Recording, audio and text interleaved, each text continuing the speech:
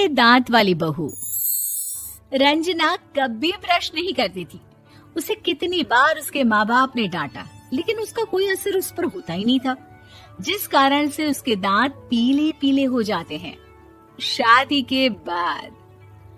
अरे बहू, वैसे तो तुझ में कोई कमी नहीं है, पर तेरे दांत इतने पीले कैसे हैं बेटा? कैसे मतलब? कोई सर्जरी थोड़ी ना कराई है। वो तो क्या नाम, मैं ब्रश नहीं करती थी तो पीले हो गए। अब क्या करूं? आप कहें तो लाल करवा लूं या फिर काले? यार ये क्या है, क्यों माँ से लड़ रही हो? लड़ रही हूँ? अरे मैं लड़ रही हूँ या ये बोल रही है कि दांत पीले हैं, पीले। अरे तपस्या थोड़ी ना की है इन्हें पीले करने के लिए। बकायदा ब्रश नहीं किया है 20 साल तक, तब जाकर। छी, कैसी बात कर रही हो? ये उस वक्त तो पीले नहीं थे जब हम लोग तुम्हें देखने आए थे। अरे तब साफ करवा लिया होगा डेंटिस्ट के पास जाकर। अब देखो कैसे पीले पीले लग रहे हैं। रंजना सास की तरफ गुस्से से देखती है। फिर शुरू हो गई पीले पीले पीले।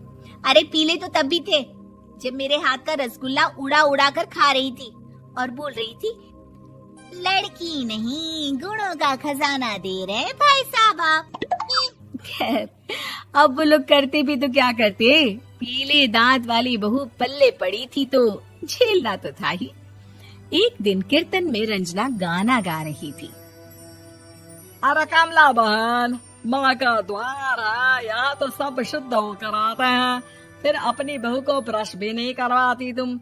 दूर से पीले पीले दांत भक्ति में बाधा उत्पन्न कर रहे हैं। अरे कोई 2 साल की बच्ची थोड़ी ना लेकर आई हूँ मैं बहू बनाकर। अच्छी खासी लड़की है, अरे कैसे करवाऊं ब्रश? ये तो उसे खुद करना चाहिए ना। अब माँ बाप तो इसके जैसे तैसे निपटा दिए, ये नहीं सोचा कि सास कैसे संभालेगी। सास बहू को लेकर घर आ जाती है, लेकिन सोच लेती है कि अब इसे लेकर कहीं नहीं जाएगी। अगले रोज बहू कहती है, अरे क्या हो गया, मंदिर नहीं जाना क्या? कीर्तन का वक्त हो रहा है। मेरी मधुर वाणी से कान्हा जी जागते हैं और सोते हैं। आप तो जानती है ना उनकी भक्ति में कितना मन लगता है मेरा। वो क्या है ना, तबीयत ठीक नहीं लग रही है मेरी, आराम करूंगी मैं।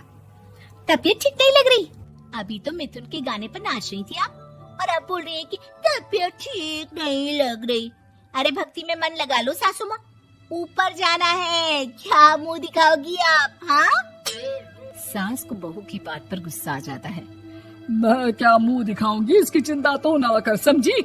अपने मुंह की चिंता कर, जो ये पीले पीले दांत लेकर हर जगह पहुंच जाती है। पता है लोग कितना मजाक बनाते हैं। ना जी ना, मैं नहीं जाना कहीं तेरे साथ। तो ये बात है, कोई ना, मत जाओ, मैं अपने कमरे में ही बैठकर भक्ति कर लूंगी।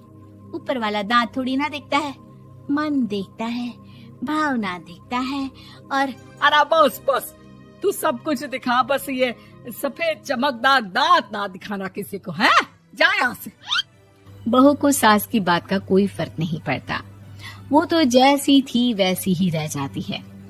सुबह नहाकर किचन में खाना बनाना, फिर खाना खाना, कीर्तन भजन करना और सो जाना। एक दिन, माँ जी मैं सहेली के घर जा रही हूँ, शाम को लेट आऊंगी। हाँ हाँ तो जाना, मैंने कौन सा तेरी आरती करनी है घर पर बैठकर।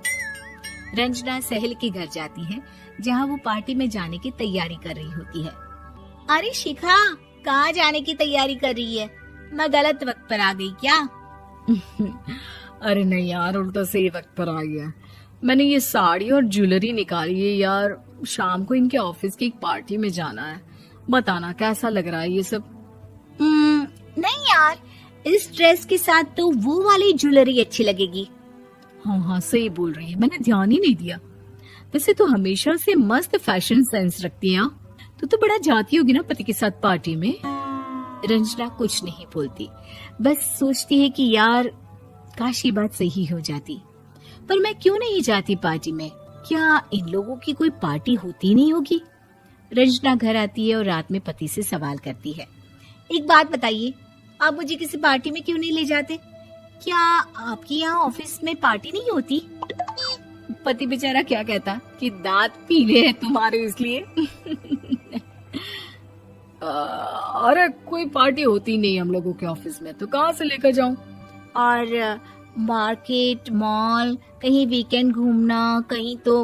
अरे यार सारे हफ्ते में एक छुट्टी मिलती है, तो सोचता हूँ कि आराम ही कर लूं। क्यों? रंजना मन मार के रह जाती है। पहले कभी सास के साथ मंदिर जाया करती थी, लेकिन वो भी सास ने ले जाना बंद कर दिया। घर बैठी बैठी रंजना बोर हो जाती है। तभी उसे आइडिया आता है और वो मायके जाने का सोचती है।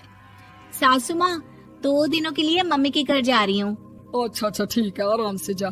और हाँ, माँ से कुछ अच्छी आदत सीख कर आना कि कैसे शरीर के हर भाग की तरह दांतों की सफाई भी जरूरी होती है, समझी?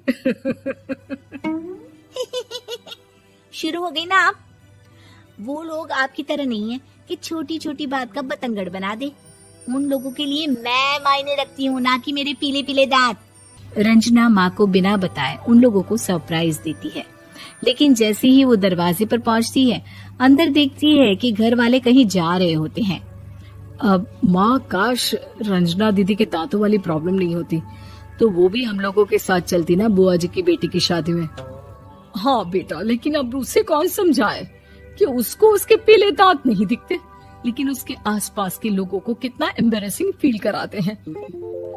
मुझे तो कितनी बार उसके स्कूल की टीचर ने शिकायत की कि उसके साथ कोई लड़की बैठना भी नहीं चाहती, और ना ही कॉलेज में कोई उससे बात करना चाहता था। लेकिन पता नहीं क्यों उसे ये बात समझ में ही नहीं आती। कोई कमी नहीं है उस लड़की में, बस यही कि दांत पीले हैं।